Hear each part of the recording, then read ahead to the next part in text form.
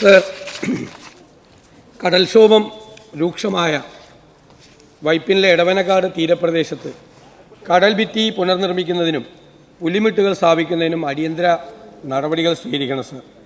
Sir, ഞാൻ ആ സ്ഥലം സന്ദർശിച്ചു. നൂറുകണക്കിന് കുടുംബങ്ങളാണ് സമാനതകളില്ലാത്ത ദുരിതം അനുഭവിക്കുകയാണ്.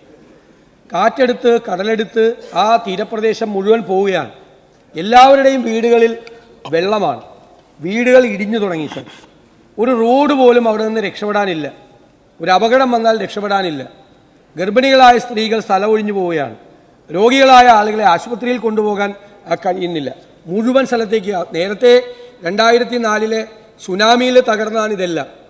ആ സുനാമിയിൽ തകർന്നത് ഇതുവരെ മെയിൻറ്റെയിൻ ചെയ്തിട്ടില്ല സർ. ആ കല്ലുകൾ വരെ തെറിച്ചു കിടക്കുകയാണ്. അവിടെയാണ് കൊണ്ടുപോയി ജിയോ ബാഗ് വയ്ക്കുന്നത്.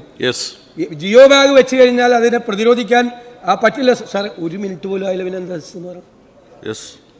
സഹകരിക്കണം. അല്ല, 1 മിനിറ്റ് പോലും ആയില്ലല്ലോ. ഞാൻ അങ്ങ് 50 സെക്കൻഡ് ആയപ്പോൾ പറയാം. എന്താ ഇത് ഒരു കാര്യം അവതരിപ്പിക്കുന്നത്? അത് ശരിയല്ലത് സാർ. ഇത് അവിടെ വ്യാപകമായിട്ടുള്ള പ്രശ്നമുണ്ട്. ഈ ജിയോ ബാഗുകൾ ഒരു തരത്തിലും ഇതിനൊരു പരിഹാരമല്ല.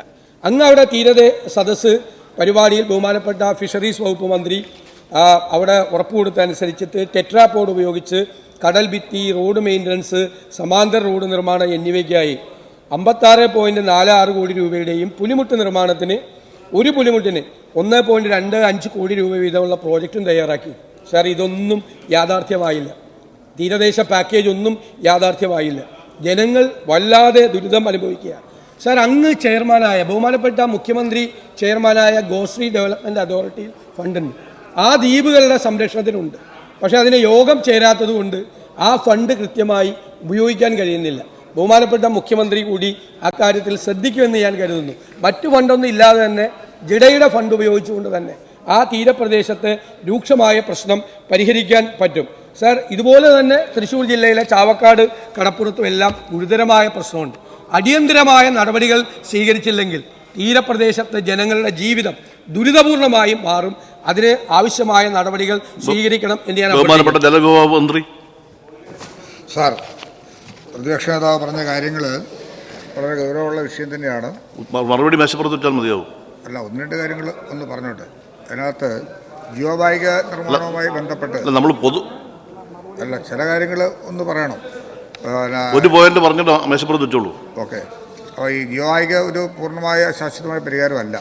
അവിടെ പുലിമുട്ടുകളും മറ്റു കാര്യങ്ങളും ഉണ്ടെങ്കിലും NCCRൻ്റെ പഠനത്തിൻ്റെ ഭാഗമായി റിപ്പോർട്ട് കിട്ടിയ ടെട്രാപോഡ് ഉപയോഗിച്ചുള്ള സംരക്ഷണമാണ് ആവശ്യമായിട്ടുള്ളത്. അത് ബഹുമാനപ്പെട്ട മന്ത്രി സജീറിയാൻ അന്ന് അവിടെ സന്ദർശിച്ചപ്പോൾ നടത്തിയപ്പോൾ പറഞ്ഞിട്ടുള്ള കാര്യങ്ങൾ ഗൗരവപൂർവ്വം തന്നെ കാണുകയും അത് നടപ്പിലാക്കുന്നതിന് ആവശ്യമായ നടപടിക്രമങ്ങൾ ആരംഭിച്ചിട്ടുണ്ട്. NCCR റിപ്പോർട്ട് കിട്ടുന്ന മുറയ്ക്ക് ഇക്കാര്യത്തിൽ ഗൗരവപൂർവമായ നടപടി സ്വീകരിക്കുന്നതാണ്.